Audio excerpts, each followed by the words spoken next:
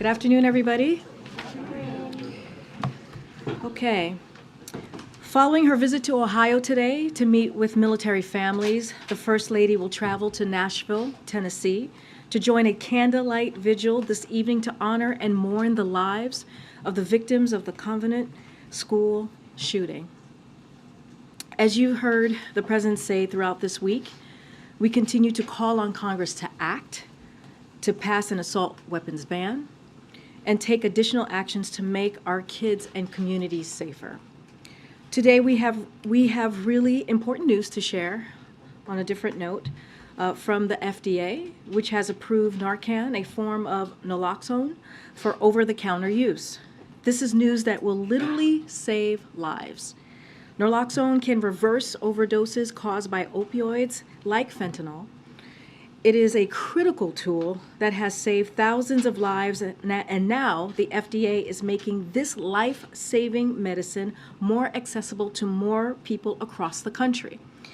This historic actions President Biden has taken to tackle the opioid epidemic have resulted in a decrease or flattening in overdose deaths for 7 months in a row. And the president is surging our efforts to continue this trend. In his budget, he has called on Congress to significantly increase funding to protect our communities from drug traffickers and get people the care that they need. Our work is not over, and we will stay focused on actions that we know will save lives. But today's action is a very important step forward. Also, on the Vice President's trip to Africa, I have a few updates for all of you on the Vice President on that trip. She is going, as you know, she just finished up in Ghana. Tanzania is next, and Zambia is also this week as part of her 6-7 day trip. The Vice President is now en route to Tanzania after completing a productive visit to Ghana. In Ghana, she met with President Akufo-Addo and laid out a number of areas where our partnership has been strengthened, from security in the Sahel to economic growth. President Akufo-Addo hosted the Vice President at a state banquet, which a number of prominent members of the African diaspora attended, including actors, artists, academics, and activists, in recognition of the long-standing ties between our people. Vice President Harris met today with women entrepreneurs and announced nearly $1 billion to support the empowerment of women in Africa. The investments will help digitize women-owned businesses, provide access to capital, healthcare, and education, and combat gender-based violence. The Vice President also announced a new fund, the Women in the Digital Economy Fund, alongside Bill and Melinda Gates Foundation, which will help close the global digital gender divide. Yesterday, the Vice President underscored to 8,000 young Ghanaians the importance of investing in innovation and entrepreneurship across Africa to unlock growth and opportunities for the entire world. She also visited Cape Coast Castle and gave remarks on the brutality and legacy of the transatlantic slave trade and the importance of remembering teaching this history. And now my colleague John Kirby is here to share more about the Summit of Democracy. And also, as you know, there is going to be a bilat this afternoon with the President of Argentina. And with that, Admiral, the floor is yours, or the podium. Good afternoon, everybody. Hi. You never know what you're going to get when you say that. Right? As I'm sure you all saw, the President just addressed the Summit for Democracy. In the last 15 months, we've demonstrated here in the United States that our democracy can still do big things. And as the President said, around the world, we're seeing concrete indicators that we are beginning to turn the tide here, and democracy is on its front foot. Today, the President announced the United States is making another significant investment in promoting democracies abroad, up to $690 million in additional funding for the presidential initiative to expand new and existing programs and policies that support free and independent media, help combat corruption, bolster democratic reformers and human rights activists, defend free and fair elections, and ensure that technology works for and not against democratic societies. The United States is also making a series of announcements this week about how technology can work for, not against democracy, an agenda for advancing technology for democracy at home and abroad, And the events tomorrow will spotlight that effort, and I'm sure you'll see that. Lastly, of course, we are also pleased to pass the baton to the Republic of Korea for the next summit. Now, Karine mentioned briefly that the President looking forward to meeting with President Fernandez of Argentina here at the White House later this afternoon. In fact, in just a little bit, about an hour. Argentina is a key partner of the United States in our hemisphere, and in light of the second summit for democracy taking place, and given recent events, of course, in the region, the two leaders will highlight the importance of upholding and protecting democratic values in the region and around the world. We'll certainly have a readout of that bilat when it's over. And then, as you also know, this week, Taiwan President Tsai Ing-wen begins transiting the United States today. This transit is consistent with our long-standing, unofficial relationship with Taiwan, and it is consistent with the United States' One China policy, which remains unchanged. It is Taiwan's decision to make these transits based on their own travel. Transits are not visits. They are private, and they're unofficial. I would also remind everyone that this is not new. Every Taiwan president has transited the United States. President Tsai Ing-wen herself has transited the U.S. 6 times since taking office in 2016, each time without incident. In all previous transits, she met with members of Congress as well as state and local officials and had public appearances. She has also transited through both New York and Los Angeles before, not uncommon. The People's Republic of China should not use this transit as a pretext to step up any aggressive activity around the Taiwan Strait. The United States and China have differences when it comes to Taiwan, but we have managed those differences for more than 40 years. President Biden and this administration has been keeping the lines of communication open with Beijing. We want to see that continue on this issue and other issues across the board, and we'll continue to strive to do that. With that, we can take a few questions.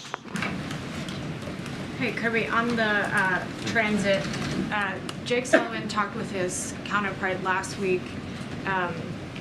This issue was, I think, among the top issues discussed. Why did you decide not to make that call public? I have nothing to confirm in terms of the press reporting regarding that particular phone call. I would tell you 2 things. One, Mr. Sullivan routinely has discussions with counterparts around the world. That's not uncommon for him and for his job. And number 2, we have definitely had multiple diplomatic discussions with Beijing about this particular transit at different levels. They follow up. First, yes, I know he has those conversations, but usually you read it out in writing and just say he had held a phone call with his counterpart. So on this, in this instance, this didn't happen. But it's actually not true that we read out every single phone call that he has with counterparts. That we don't do that for every single one. Again, I'm not confirming these press reports. In all of your conversations you've had with the PRC leading up to this transit, are you confident that you have communicated, or you're in a good spot that they might respond with heated rhetoric, but that's it? Or are you at all afraid that this might be sort of a Pelosi 2.0 scenario?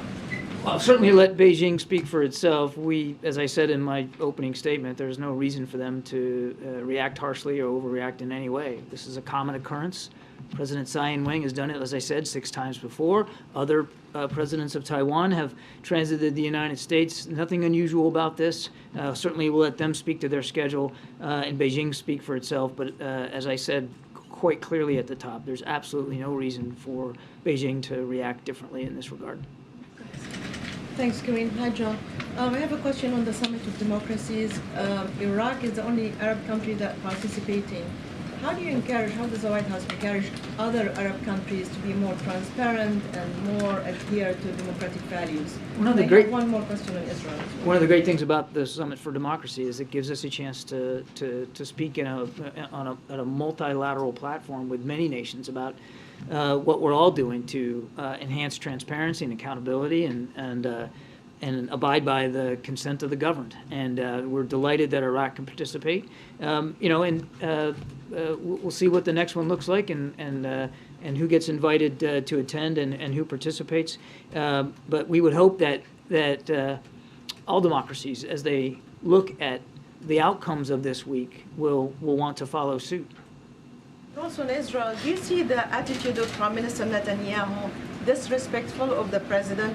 I mean, he's known to not have a good relationship with democratic presidents, including President Obama, where he used to address him publicly in the Oval Office. So how do you see this personal relationship playing a role now in Netanyahu responding to the White House call to find a compromise? Well, if you look at his statement that he put out, I mean, there's a lot to like about it. I mean, he talked about searching for a compromise. He talked about working towards building a consensus here with respect to these potential judicial reforms. He talked about how unshakable he knows the relationship is between the United States and Israel, and he talked about his great respect for President Biden. That's a respect that President Biden shares as well. These two gentlemen have known each other for 40-some-odd years.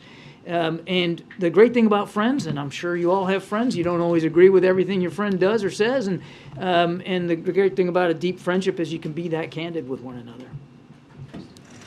Thank you, Karine. John, I hear you saying that there's no need for China to respond, and yet they have threatened retaliation if the House Speaker meets with the leader of Taiwan. So what is the administration bracing for? What we hope to see here is a normal, uneventful transit by President Tsai Ing-wen, because that's what's happened before, and there's no reason for it to be any different this time, Kristen. I will let Beijing speak for itself, and I'm certainly not going to speak for Speaker McCarthy or his agenda.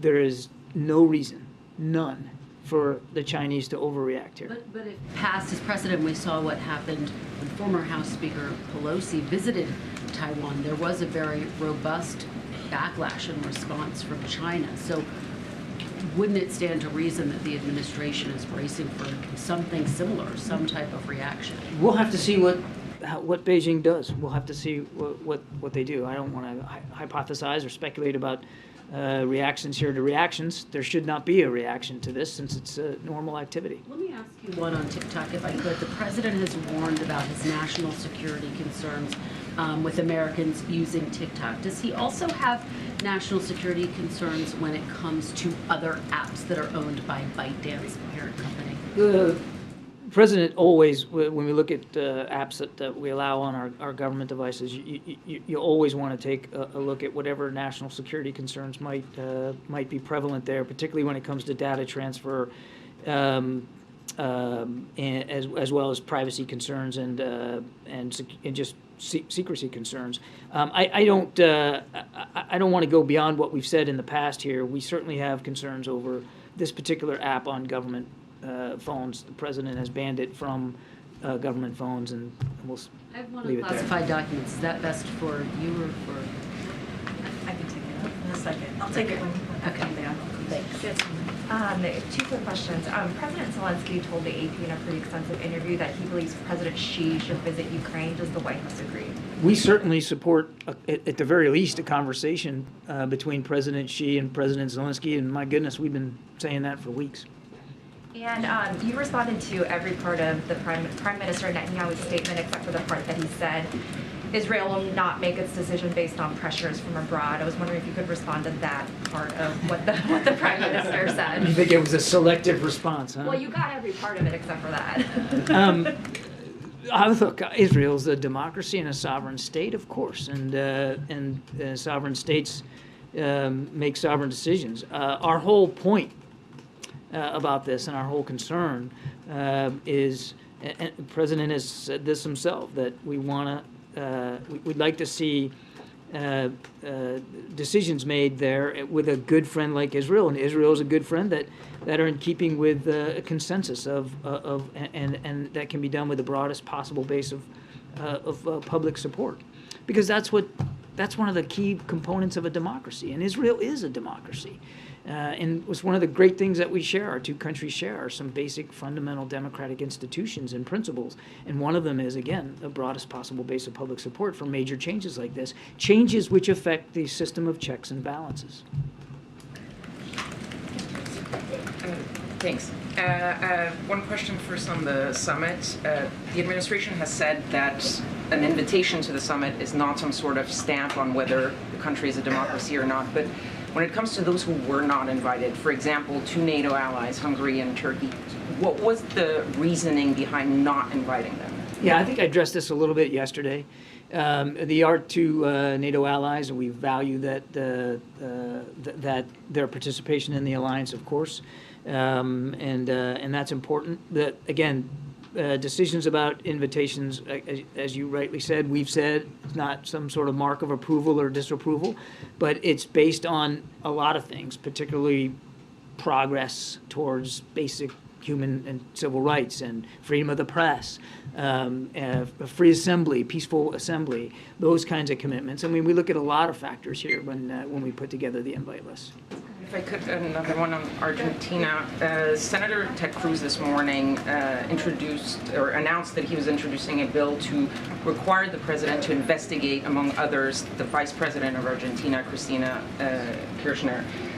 Is this something that the administration is considering, since you've done this with other South American leaders in the past, just recently with Paraguay's vice president earlier this year? I've not seen that report, and I've not seen the comments made by Senator Cruz, so I'm not going to get ahead of where we are right now. Thank you, Karine. Happy Ramadan to you, Mr. Kirby. Okay. My question is about Pakistan is not participating in the Summit of Democracy. Yeah. And beside that, there's a lot of turmoil in Pakistan, whether it's economic, political, judicial. Is the U.S. concerned about it at all? Well, certainly, National security politics? we're certainly sorry they decided not to participate. That's, of course, their choice. They are also a sovereign state and can make these kinds of decisions for themselves. It's not going to change our willingness to continue to work with Pakistan. We share a lot of mutual security concerns in the region, of course, when it comes to counterterrorism, and all that work will continue. One more thing. Is it true that Pakistan is providing some weapons to Ukraine, or no? You'd have to talk to Pakistani leaders. Thanks, Karine. Quick question on the Democracy Summit. How would you respond to concerns that the U.S. is offering a reputational boost to these participating countries for their democratic credentials, without even knowing if they fully bought into the idea of democracy in the first place? I mean, India is a participant, for example. Everything we've seen come from India since 21 cannot be argued as steps towards, maintaining a democratic form of government. How would you respond to some of those criticisms that have started to come? It's not a popularity contest. That's not why we do this. It's not about building somebody's reputation or not. It's about having meaningful discussions about the power of democracy and how democracies can be strengthened, deepened, and how they can grow in for themselves and grow as a multilateral collection of like-minded nations. And there's a lot to discuss on the agenda with that regard. And I'm sorry, I lost my train of thought. I was on a roll there. There's a lot that goes into this, and so it really is about making progress towards strengthening democracies around the world, and that's the goal here. And the invites change from year to year, as you would expect them to change from year to year. There is no meaningful way to measure progress, right? You're monitoring progress, but there is no way to measure progress. I mean, India, again, did not even submit their commitments during the last summit, and here they are getting praised for just participating in the summit.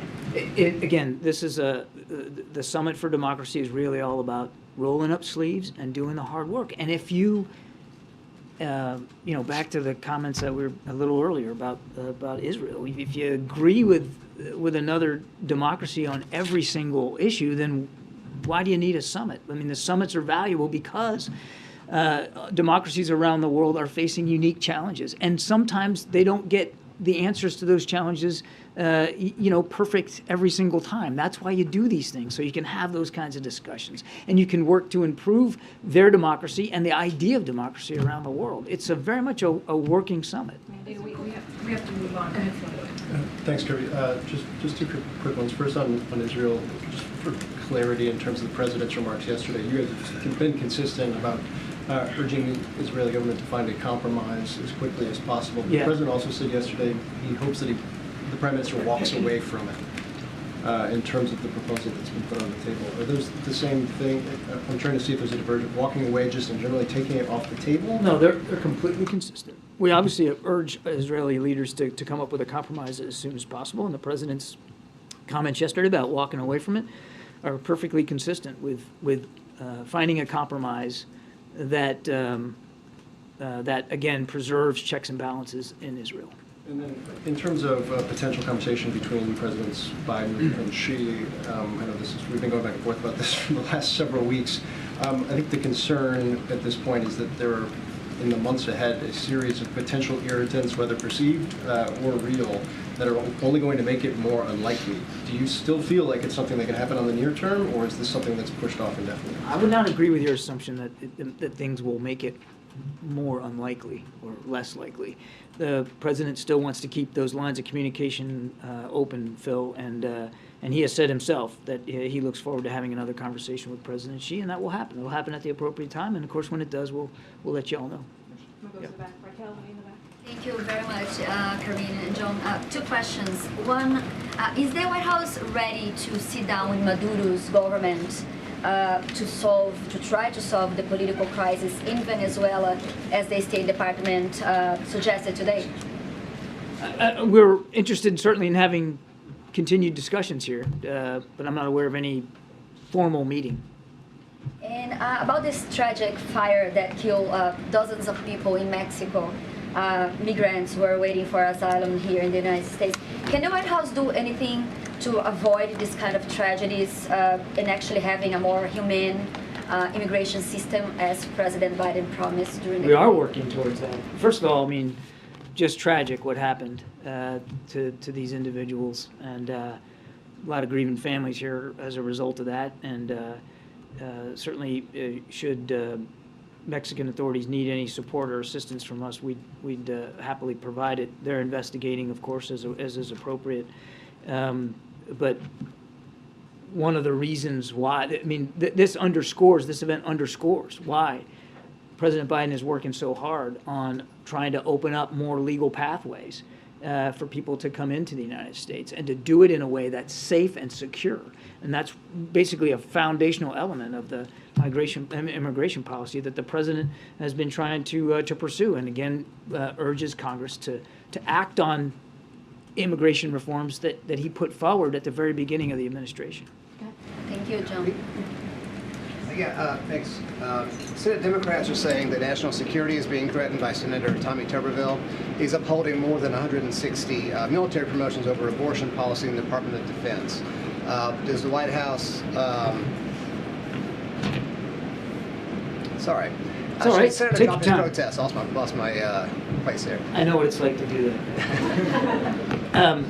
So I think you all know he's blocking Defense Department nominations, including the promotions of over 160 senior military leaders, admirals and generals, and nominees for top acquisition and sustainment positions, civilian positions at DoD, right at a time when budget has gone forward, and you got the top leaders of the Defense Department testifying on this budget, biggest budget ever for DoD.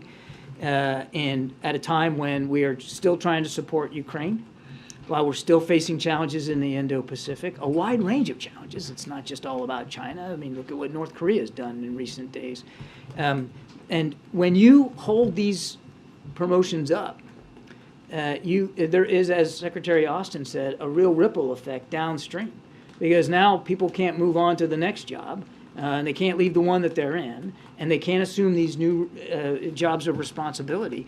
And it absolutely, if it goes on too long, it could absolutely have an effect on U.S. military readiness around the world. We noticed that there were some Senate Republicans yesterday who urged Senator Tuberville to drop these blocks themselves, and we certainly welcome that and agree with them. I've got one other on Ukraine. 3 inspectors general overseeing U.S. aid to Ukraine have received 189 complaints of alleged misconduct as of the beginning of March. They said that they don't see any evidence of diversion so far, but in any case, are you aware of those reports, and are you concerned about Sorry, them? the reports of, I missed the first part of your question. 189 complaints of alleged misconduct. I'm not aware of those specific reports. We haven't seen any evidence that that there's been any egregious misconduct when it comes to managing the security assistance that's gone into Ukraine. I would note that the Ukrainian officials also share our concerns about making sure there's proper accountability and transparency of things getting in and moving around the battlefield. We have welcomed congressional oversight of this, as well as their calls for additional work. In fact, we've stood up now 3, I think, inspectors general at DOD to help manage accountability oversight. We think all that's a good thing, and we're going to keep working at it. It is important to remember. I would add just one last point. It is a war, and we all want to have as much oversight and accountability as possible. Of course we do. It's taxpayer-funded equipment and systems that are going to Ukraine, but it is a war. And real people are fighting, and real people are dying. And in battle, you can't predict every single, the perfect secure movement of every single item that every single soldier takes into the fight with him or her. Thank you, Karine. I have a press freedom follow-up on the president's democracy remarks, and then I'd like to ask you about fentanyl in China. On press freedom, the journalist Matt Taibbi this week said that the IRS visited his home on the same day as he testified to a House Select Subcommittee on the alleged weaponization of government. Taibbi worked on the Twitter Files project that revealed government cooperation with Twitter to censor disfavored speech. President Biden said just now at the pro-democracy gathering that we should have, quote, be better protecting activists and journalists from cyber threats, harassment, and abuse.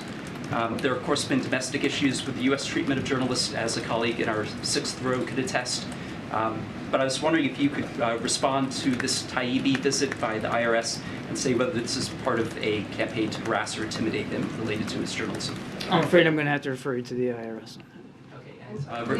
Regarding China and fentanyl, Congressman Mike Garcia today called for the U.S. to, quote, put a finger on the chest of China to address the root of the crisis. President Biden talked about fentanyl in Canada recently. He didn't mention that it's coming mostly from China. This has been kind of a recurring feature, including at the State of the Union. President Biden often talks about wanting competition and not conflict with China, but with nearly 300,000 Americans dead over 5 years, many people, including Senator Cotton, former U.S. diplomats and victims' families, have likened this to a modern-day opium war. Do you have thoughts on that characterization of this being a war waged by China?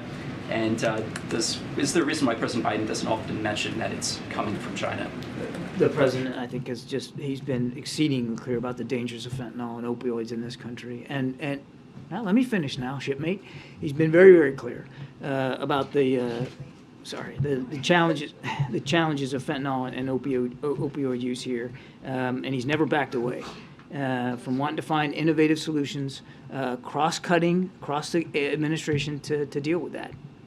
Why no mention of China usually? We got to move on. Go ahead, Jackie. Thank you, Karine.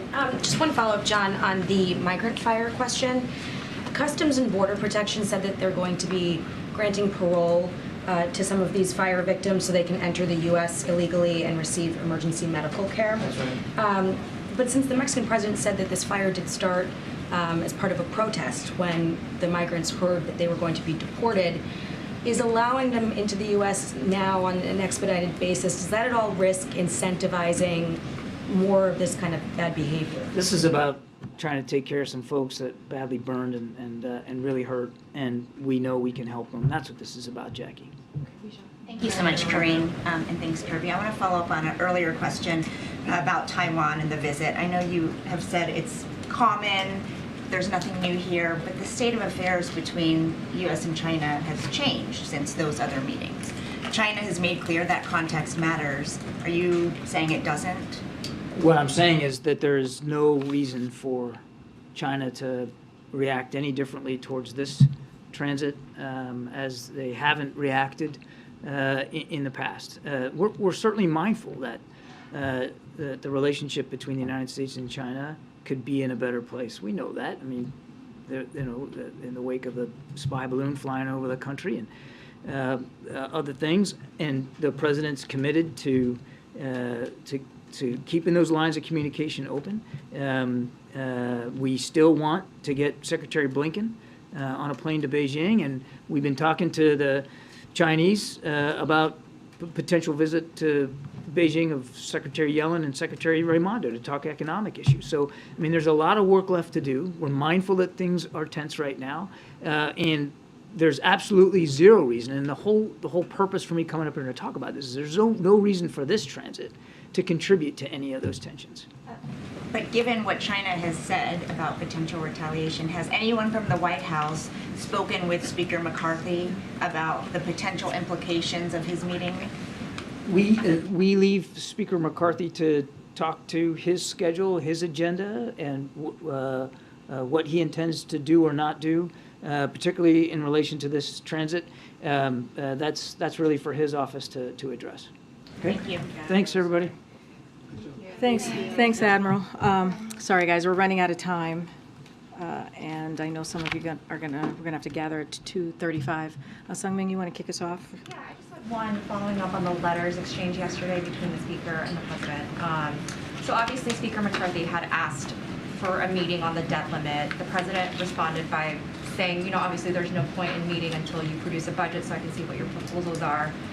And I'm just curious because the White House has made it pretty clear that they see the debt limit and any conversations on the long-term fiscal outlook as two separate issues. But doesn't that exchange yesterday show they're somehow kind of inextricably tied together, inextricably linked?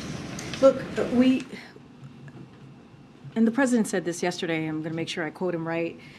Basically, he said, I don't know what we're going to meet on if the House Republicans haven't put forth a budget. And we also saw Speaker McCarthy agree with us that the debt limit is a separate issue from the budget, and we hope that means he will move promptly to remove the threat of the default. Like, we've been very, very clear here. We are happy to have a conversation about the budget. The President put out his budget 3 weeks ago, and 3 weeks before that, he announced to House Republicans, to the American people, that he was going to put a budget on March 9th.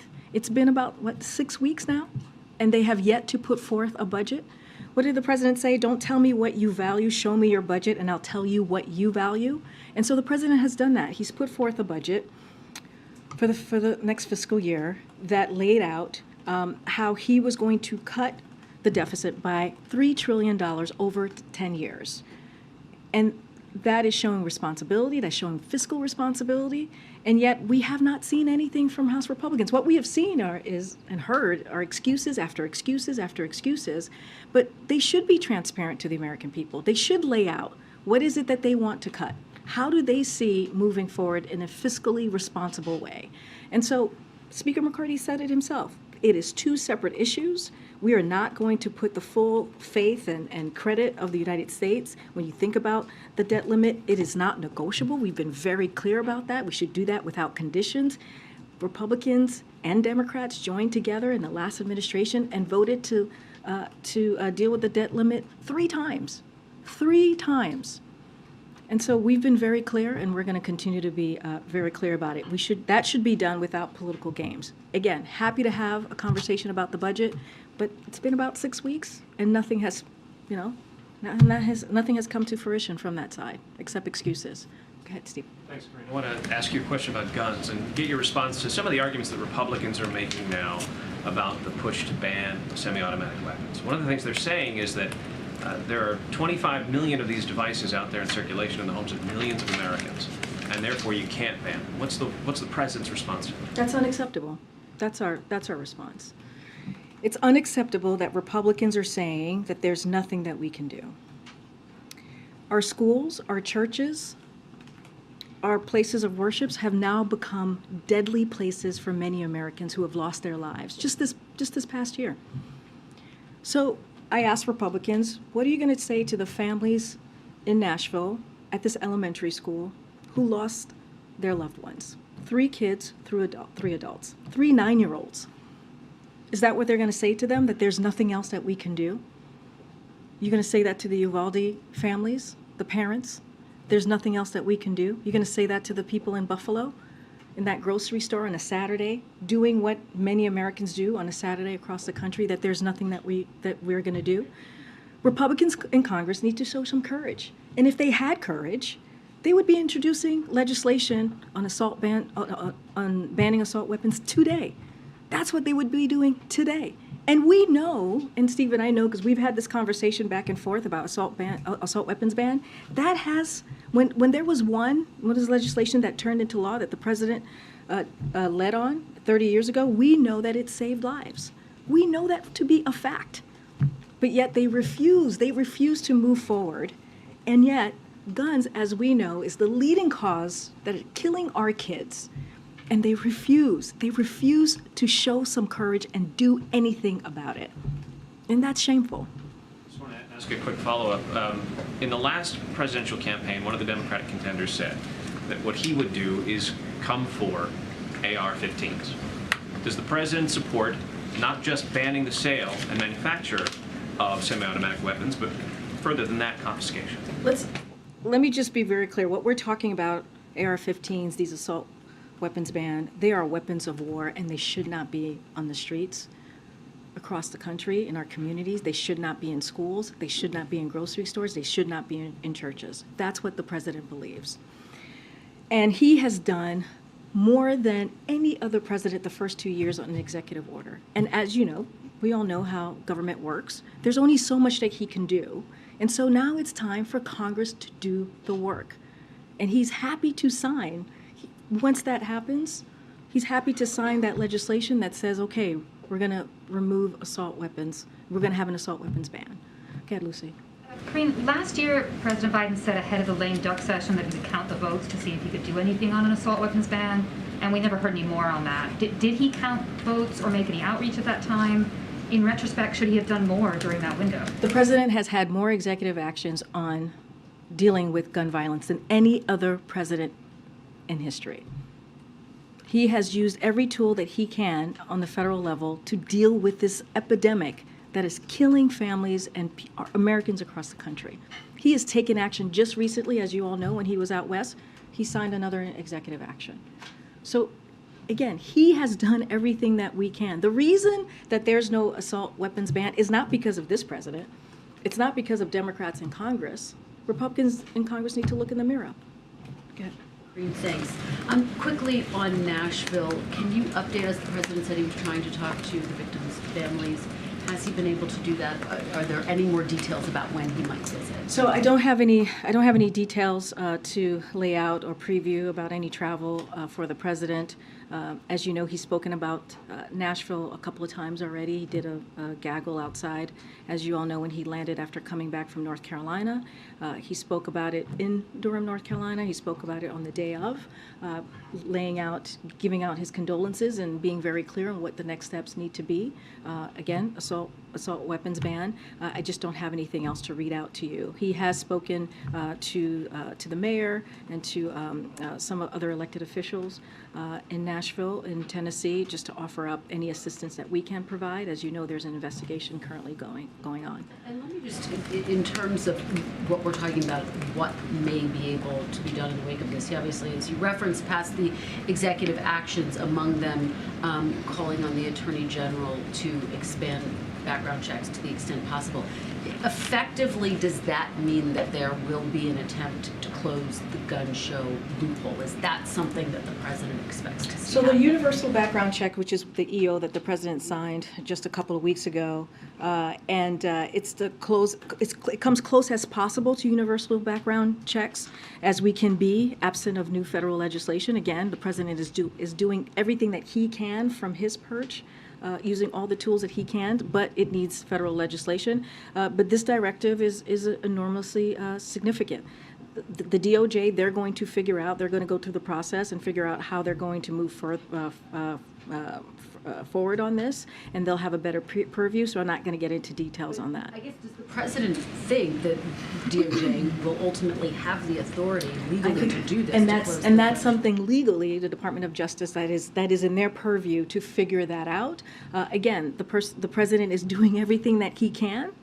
Without legislation, it takes legislation to get this done, using every tools that he has in front of him to do what he can. Let me just ask you quickly. Senator Warner was just talking to my colleague Andrea Mitchell, and Andrea asked if he's had access to the substance of the classified documents from either Mar-a-Lago, from the president, or from former Vice President Pence. And Senator Warner said this is where the Biden administration gets an absolute failing grade. Their position is outrageous. We have a constitutional responsibility to see the documents, the classified ones, to make a comment on whether the intelligence community acted appropriately? As you know, we have a very good working relationship with Senator Warner, somebody that we respect on the Hill. When it comes, I totally understand, and we're going to have disagreements with, with elected officials that we work with our partners and friends. That happens all the time. Nothing new there, as you know, covering the White House and how the Hill works for so many years. I will say this. I'm going to be very careful from here. This is something that belongs in the purview of ODNI, and so I will refer you to them. To the back. Go ahead. I'll come to the back in a Thanks, second. Karine. Regarding the fire at the detention center, we know the Mexican president said it was started by protesters there, but have Mexican officials given the U.S. any information as to, or solid information as to actually how it started? So I'm going to also offer our condolences, a tragic loss of life that we saw in Mexico, devastating. I'm sure that many of you have seen the video. It's heartbreaking. Our prayers, of course, are with those who lost their lives and their loved ones, of course, and those who are still fighting. There are many who are still fighting for their lives. We have been in touch with the Mexican officials on the ground, and they are working very seriously.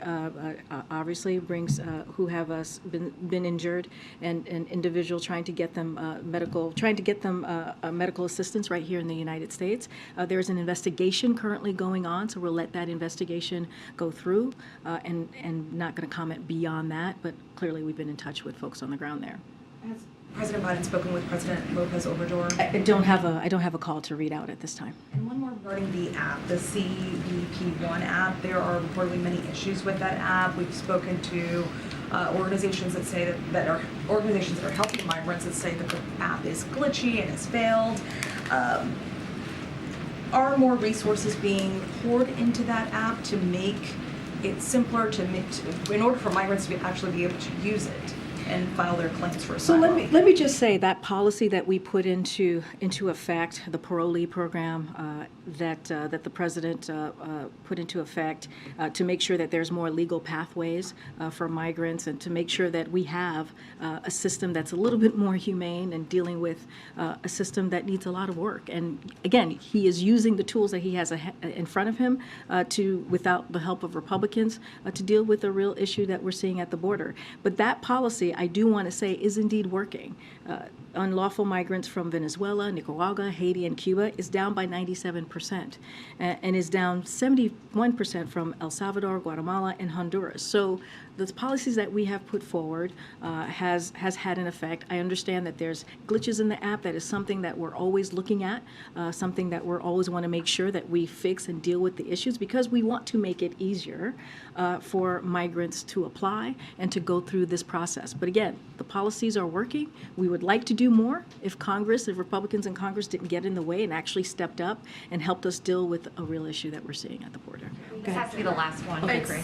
I just wanted to follow up on that question about the app. Senator Booker sent a letter to DHS earlier this week saying that not only were there glitches, but he called the app discriminatory, and said that there were a lot of privileges in just having a cell phone, being able to use the app, having consistent Wi-Fi and internet service. I was wondering if the White House had a response to that claim, and if there's any plans on continuing this through May when Title 42 lifts. Look, we are always looking for ways to improve. When it comes to the app, of course, we're looking for ways to improve it. And we're aware of the senator's letter. I don't have anything to say beyond what I just laid out. But we do know that this policy is a policy that's working. And we see that in the data. We see that in the numbers. And there's always going to be some glitches in apps, as we've seen in the past. And so we'll continue to deal with those issues as well. All right. I'll take one last one in the back. Go ahead, Brian. Thank you very much. What is the President's response to the Senate repealing the authorization for the use of military force in Iraq 20 years after it was first So passed? a couple of things there. Pick it up and pass it. So as you know, we put out a statement of administration policy. We released that earlier this month. The Biden administration supports the Senate repeal of the 2002 and also the 1991 AUMF. We've long supported the repeal and applaud the Senate for taking action. We urge the House to move quickly as well. Repealing the 2002 and 1991 AUMF would support the President's commitments to continuing a strong relationship with our Iraqi partners and to working with with Congress to ensure an outdated authorizations for the use of military force are repealed with a narrow and use of military force are replaced, with a narrow and specific framework that will ensure that we can continue to protect Americans from terrorist threats. So this is something that we support. We know that there's an ongoing military activities that rely solely or primarily on the 2002 AUMF, so no or any ongoing military activities that rely on the 1991 AUMF has a domestic legal basis. Their repeal would not impact current military or counterterrorism operations, and as a Commander-in-Chief, as the President has no higher priority than ensuring the safety and security of the American people and defending the nation, and I will leave it there. I'll see you guys tomorrow. Thank you, everybody.